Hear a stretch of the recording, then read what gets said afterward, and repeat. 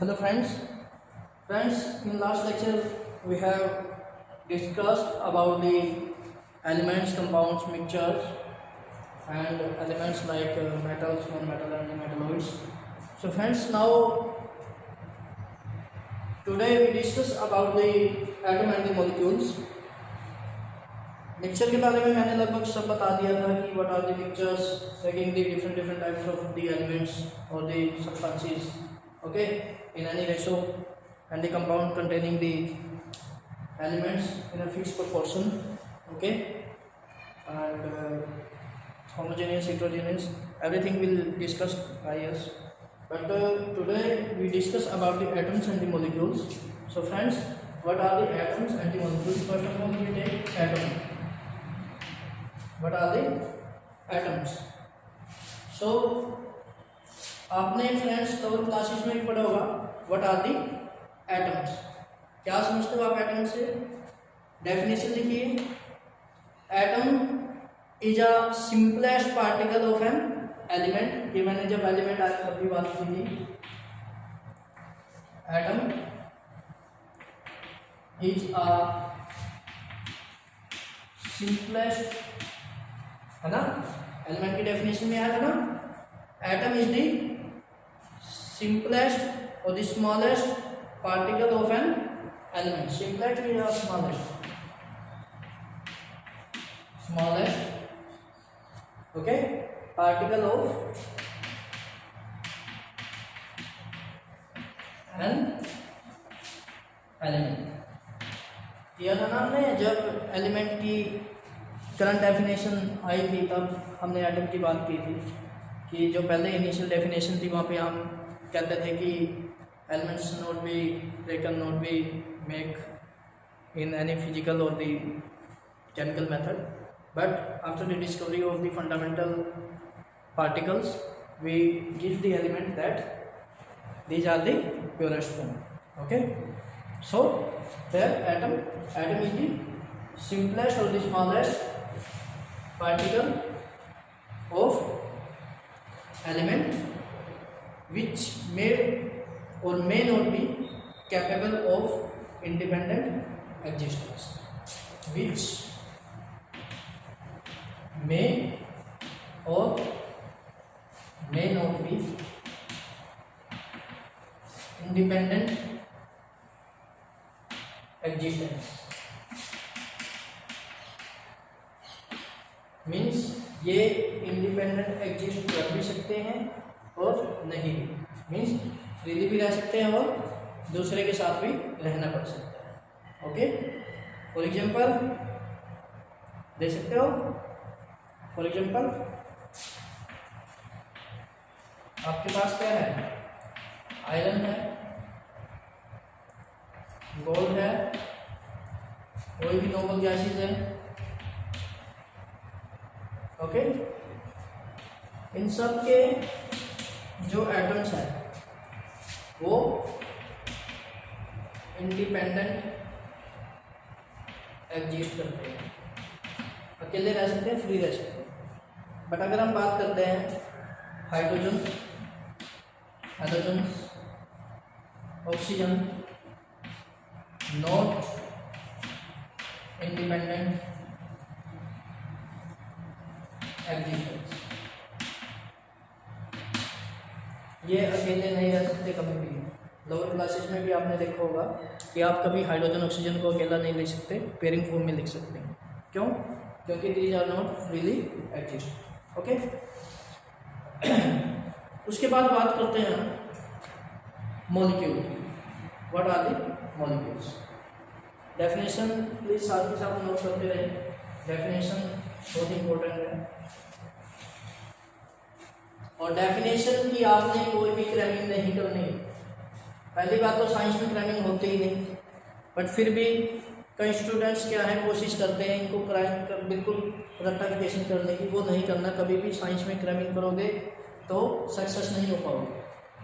Science में कोई भी मेथड है, कोई भी चीज़ है, उसको एक लॉजिकली करना है, अंडरस्टैंड वे से करना है. मीन्स उसको समझ के करना है. बिल्कुल ये नहीं है कि उसको रेक्टिफिकेशन करना है, नहीं कर पाओगे.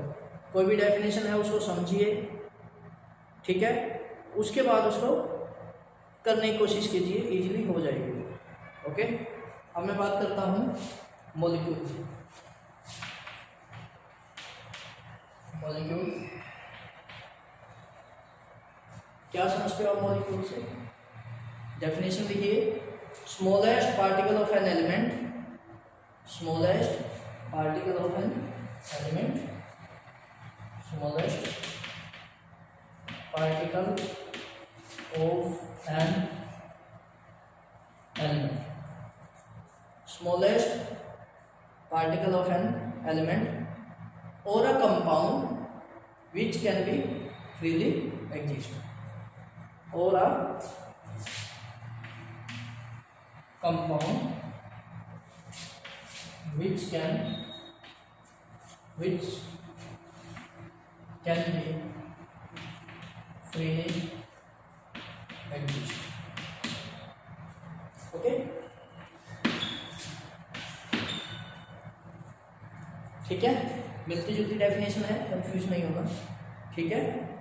ओके, सो एग्जाम्पल की बात करें तो हमारे पास कई सारे मॉलिक्यूल्स हैं, like molecules of elements like H2O, N2 etcetera, and molecules of compounds like H2O, NH3, CO2 etcetera, okay, जो कि फ्रीली एग्जिस्ट करते हैं हमारे पास। ओके फ्रेंड्स, यानी कि अगर मैं एग्जाम्पल की बात करूँ तो कई सारे हो सकते हैं, जैसे हमारे पास H2O2, ओके एक्सेट्रा। इसके अंदर आपके पास ये देखिए, मैंने बोला था एलिमेंट्स हो सकता है, कंपाउंड का भी हो सकता है, यानी कि H2O, CO2, इनके भी हो सकते हैं, ठीक है। So smallest particle of an element or a compound which can freely exist. Element के अंदर हमने क्या किया था, एटम की बात की थी, ठीक है, लेकिन वहाँ पे मॉलिक्यूल भी एग्जिस्ट करता है, ओके, क्योंकि molecule is the big unit of elements. खैर वो बाद में बात करेंगे, एलिमेंट और कंपाउंड का रिलेशन या एलिमेंट और मॉलिक्यूल का रिलेशन। अभी हम कर रहे हैं एटम और मॉलिक्यूल। तो एटम और मॉलिक्यूल में क्या होता है, एटम के अंदर हमने क्या बोला था, स्मॉलेस्ट पार्टिकल है ये भी एलिमेंट का, जो कि फ्रीली एग्जिस्ट कर भी सकते हो नहीं, ओके। बट अभी मैं बात करूँ मॉलिक्यूल की, molecules are the smallest particle of an element or the compound which can be freely exist, okay, जो कि फ्रीली एग्जिस्ट करते हैं, ठीक है, क्योंकि मॉलिक्यूल पहले से ही क्या है, एक कंबाइंड फॉर्म है हमारे पास। सो हमारे पास क्या है, दो तरह से हम इसको डिवाइड कर सकते हैं, molecules of elements and molecules of compound, molecules of elements and molecules of compound. तो उनके बारे में डिस्कस करते हैं थोड़ा सा।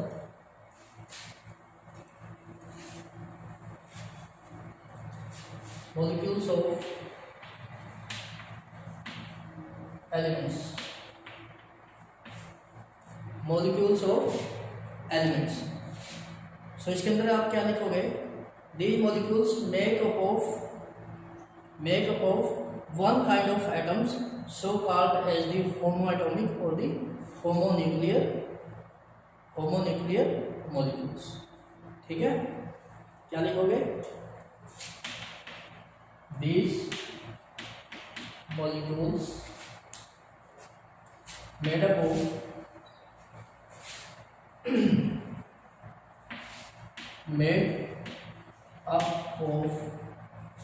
देखिए क्या बात कर रहे हैं यहाँ पे, made up of one kind of atoms.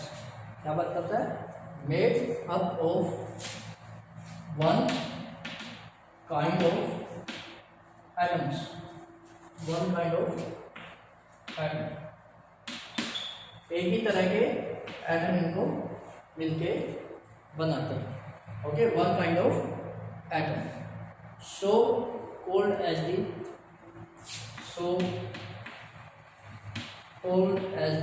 एक ही तरह के होते हैं ना, तो सिमिलर या एक ही तरह के होते हैं, वहाँ पे हम होमो वर्ड यूज करते हैं, so called as the homo molecules या फिर homonuclear molecules. Okay, homonucleus या homonuclear. Okay friends, so इसका एग्जाम्पल दे सकते हो for example H2O2. Okay etcetera. क्योंकि इसमें क्या है, सिमिलर एलिमेंट्स यूज करते हो आप लोग. So molecules made up of one kind of atoms, तो एक ही तरह के एटम यूज होते हैं यहाँ पे.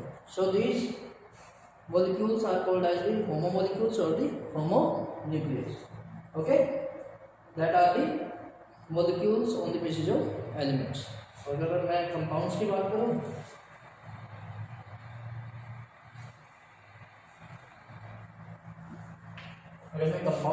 करूँ, तो सिंपली यहाँ पे क्या होगा, these molecules made up of atoms of different elements, made up of atoms of different elements, made up of different, simply made up of different atoms, so called as hetero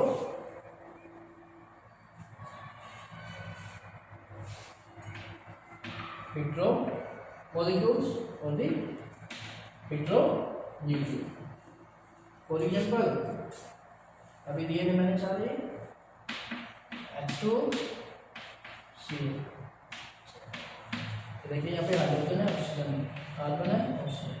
means अलग अलग तरह के आप atoms को use करते हैं तो बनाने में. Okay friends, so these are the molecules of compounds. ठीक है फ्रेंड्स. उसके बाद देखिए हमारे पास जो भी टर्म्स थी जो हमने यूज करनी है, चाहे वो एटम है, चाहे वो मॉलिक्यूल है, एलिमेंट है, कंपाउंड है, मिक्सचर्स हैं. ओके, होमोन्यूक्लियर है या होमोजेनियस, हेटेरोजेनियस है, मेटल, नॉन मेटल, मेटलॉइड्स है, मैटर है, ये सब हमने डिस्कस कर चुके हैं. जो हमारा नेक्स्ट टॉपिक होगा that is the measurements. Okay friends, हमने यहाँ पे मेजरमेंट्स करनी है क्योंकि जब भी हम स्टडी करते हैं किसी भी बॉडी को तो हमने वहाँ पे मेजरमेंट्स करनी होती है कि उसका मास, वॉल्यूम, वेट, ओके, लेंथ, वो, तो ये सारा कुछ हम वहाँ पे डिस्कस करते हैं. तो उसके लिए हमें कुछ मेजरमेंट्स की जरूरत पड़ती है, यूनिट्स की जरूरत पड़ती है, नंबर्स की जरूरत पड़ती है. तो हम यहाँ पे उन सबको डिस्कस करेंगे. देखिए फ्रेंड्स, एक चीज़ और बताना चाहूँगा. कई फ्रेंड्स स्टार्टिंग में ही कन्फ्यूज हो जाते हैं कि केमिस्ट्री इतनी टफ आ गई. देखिए ये आप लोगों का लग कह लीजिए, कुछ भी कह लीजिए, जो केमिस्ट्री का फर्स्ट चैप्टर है +1 वही डिफिकल्ट है. जैसे जैसे आप सेकंड पे जाओगे इजी हो जाएगा, थर्ड पे जाओगे और इजी हो जाएगा. मीन्स फर्स्ट चैप्टर थोड़ा सा है, डिफिकल्ट है, और डिफिकल्ट भी नहीं कहूँगा, थोड़ा सा गोलमोल है. गोलमोल क्यों है? इसमें आपको रिवाइज करवाया जाता है जो अब तक आपने आपकी केमिस्ट्री से रिलेटेड पढ़ा है. ओके फ्रेंड्स, अब तक जो आपने पढ़ा है सब कुछ पढ़ रखा था लोअर क्लासेस के अंदर, सिर्फ हमने इसको एक्सप्लेन किया है, खोल के बताया है, और कुछ नहीं है. ओके, तो फर्स्ट चैप्टर के अंदर यही सब कुछ आता है. सो खैर, your next topic is the measurements of matter. Okay, तो मेजरमेंट्स कैसे करते हो? देखिए आपके पास कुछ फिजिकल और केमिकल मेथड्स होते हैं. फिजिकल मेथड में आप क्या करोगे? मैंने पहले ही बताया था, फिजिकल मेथड में आप बाहर से देखोगे मेज, उसका वेट, मास, लेंथ, टेम्परेचर एक्सेट्रा. ओके, और केमिकल मेथड में आप उनकी क्या देखोगे? रिएक्टिविटी देखोगे, रिएक्शंस करके देखोगे, या केमिकल बिहेवियर देखोगे. तो ये सब कुछ हमारे पास मेजरमेंट्स में है. तो हम यहाँ पे सबसे पहले बात करते हैं मेजरमेंट्स ऑफ मैटर की. सो आपके पास क्या है? Physical properties. Okay, physical properties after study without any change in composition और द आइडेंटिटी. ओके, देखिए मैंने पहले भी बोला है आपके पास दो तरह की मेजरमेंट रखी है, physical and chemical. Okay,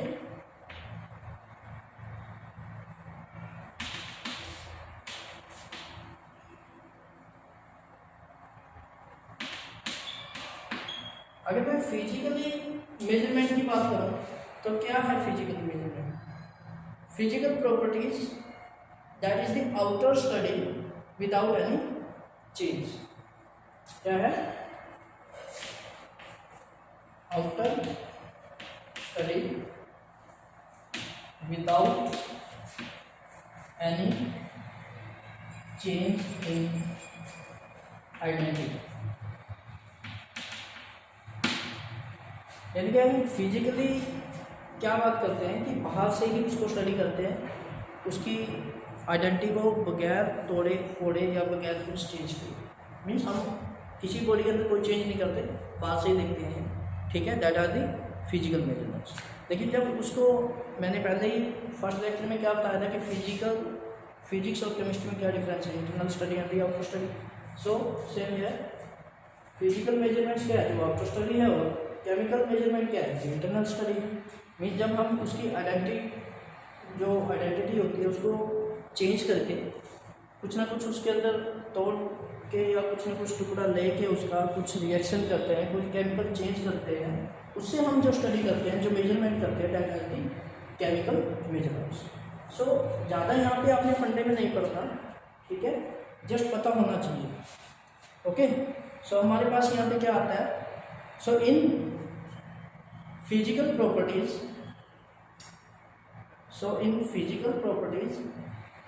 calculation quantities used, ठीक है, ये तो पता लग गया ना कि फिजिकल और केमिकल मेजरमेंट्स क्या होते हैं।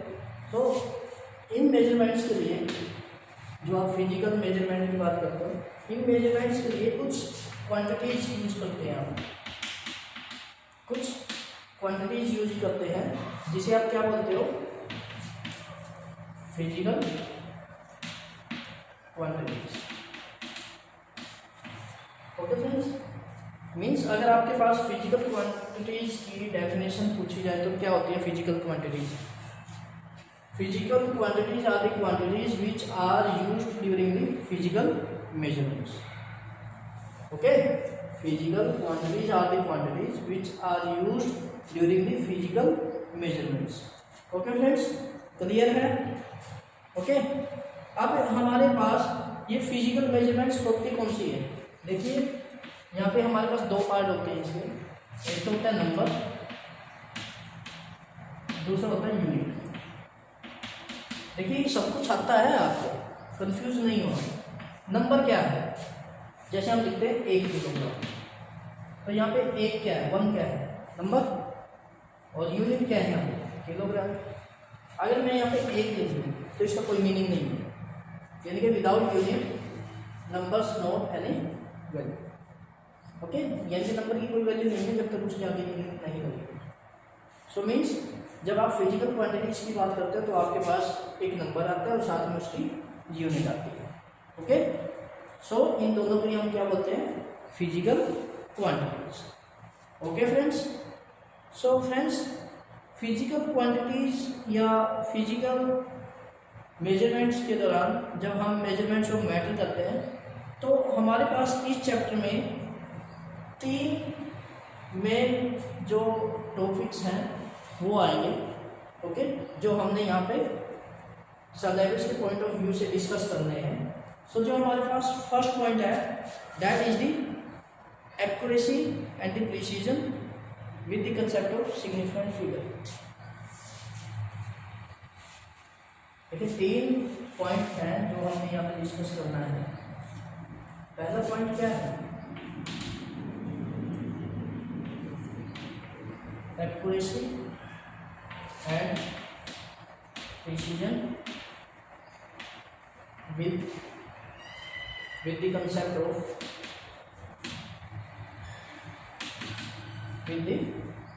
of significant figures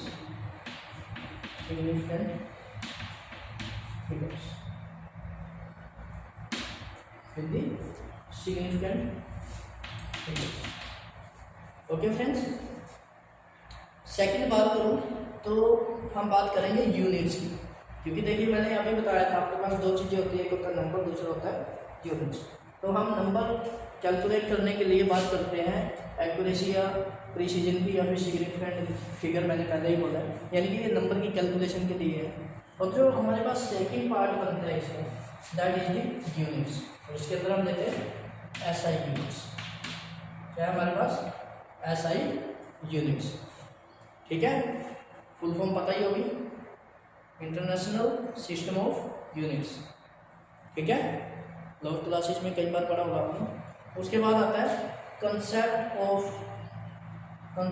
of dimensional analysis. आगे कौन सा आता है? Concept of dimensional analysis.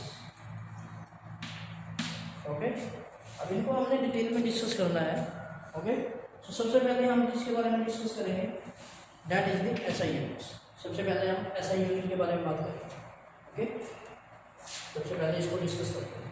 Okay, what are the SI units and how it can be occurs. Okay, so बात करते हैं यूनिट्स की। तो friends, unit is defined as the standard of reference. क्या है? Standard of reference. Standard of reference. Reference क्या होता है? किसी दूसरे से। स्टैंडर्ड मीन्स किसी आइडियल से, मीन्स आप किसी से कंपेयर कर रहे हो। ठीक है, फिर करेंगे standard of reference chosen to measure any physical quantity. Chosen to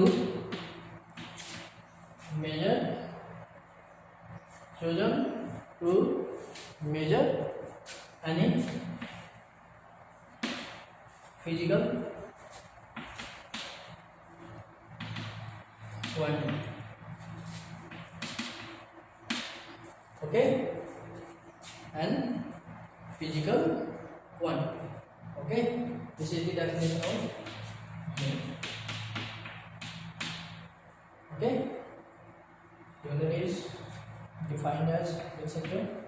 Unit is defined as standard of reference chosen to measure any physical quantity. यानी कि यूनिट क्या है? जो एक स्टैंडर्ड ऑफ रेफरेंस है, एक स्टैंडर्डाइजेशन, एक आइडियल है जिससे हम किसी भी फिजिकल क्वांटिटी को क्या करते हैं? एक डेजिग्नेशन देते हैं, एक आइडेंटिटी देते हैं। मैंने अभी 1 kg का एग्जांपल लेकर बताया था, वही चीज़ है यहाँ पे, that is the unit. Okay friends, अगर हम पुराने टाइम की बात करें तो उस टाइम क्या होता था? मील, यार्ड्स, ओके, फीट, ये सब होता था ना।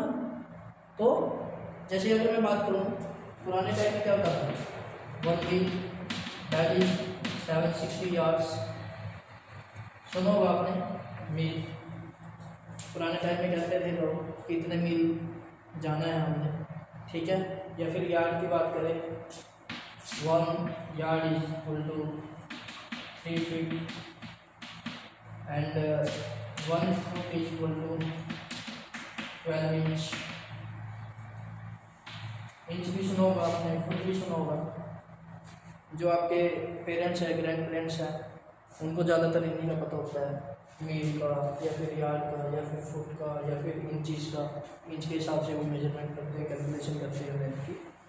ठीक है फ्रेंड्स, तो जो अपना अर्लियर टाइम था, पुराना टाइम था, उसके अंदर हम ये जो फिजिकल क्वांटिटीज़ है इनको हम यूज में करते थे। ओके फ्रेंड्स, बट अगर हम बात करें in 1791, ओके, in 1791 हमारे पास क्या है? 1791 में एक फ्रेंच एकेडमी थी, French academy of science.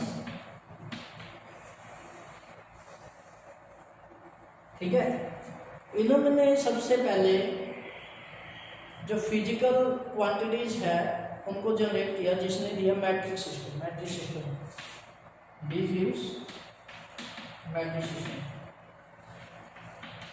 Okay, metric system. Okay friends, इन्होंने क्या दिया? हमें मैट्रिक सिस्टम दिया। ओके, तो यहाँ पे मैट्रिक सिस्टम क्या कहता है? ये मैट्रिक सिस्टम कहता है different units related to each other in multiples of power. क्या कहता है? different units are related to multiples in power. Different units are related with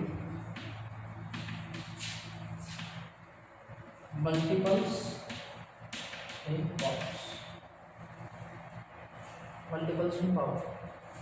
For example, 1 kg is equal to 10⁻³ ग्राम, यानी कि ये क्या है, मल्टीपल पावर में होगा. Okay, 1 metre is equal to 10⁻² centimetre. This is also multiple in power. Okay, so this is the metric system which is given by the French Academy of Science in 1791. Okay friends, उसके बाद क्या हुआ, काफ़ी सारी problem आई, लेकिन in 1960 CGM in 1960 India ने जो सबसे पहले एडप्ट किया था फिजिकल क्वांटिटीज मेथड को, that is 1957. But in 1960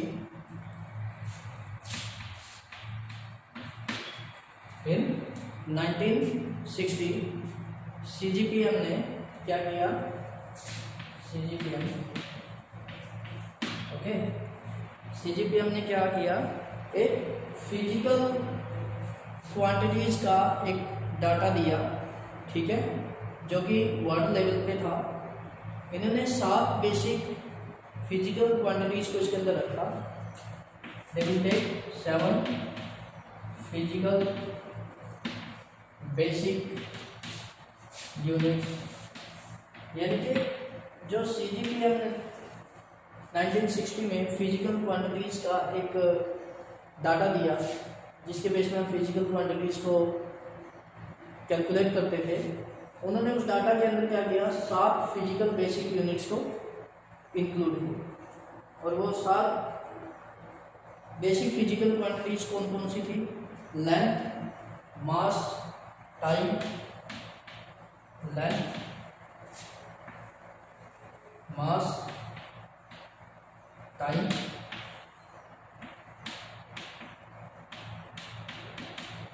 lens, mass, time, electric current, thermodynamic, temperature, electric current,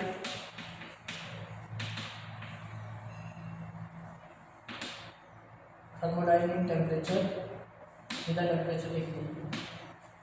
okay, current, thermodynamic, temperature.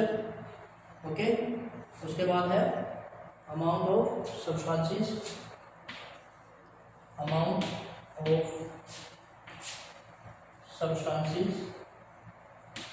Okay, जिसको हमने एन से रिप्रेजेंट करा था. करंट को आई से, टेम्परेचर को टी से. ओके, और एक था luminous, that is luminous. Okay, IV luminous, चमक. ओके, सो ये 7 बेसिक जो फंडामेंटल यूनिट थी, जो CGPM ने 1960 में बेसिक 7 जो यूनिट्स हैं उनके अंदर रखा. इनकी कुछ यूनिट्स जो है वो फिक्स कर दी गई, और यूनिट्स लगभग आप जानते ही होंगे, है ना. लेंथ किसमें मापते हैं, metre, mass kilogram, time second, luminous candela, amount of substance mole, MOL से रिप्रेजेंट करते हैं. इलेक्ट्रिक करंट एम्पियर, ऐसे रिप्रेजेंट करते हैं। Temperature kelvin,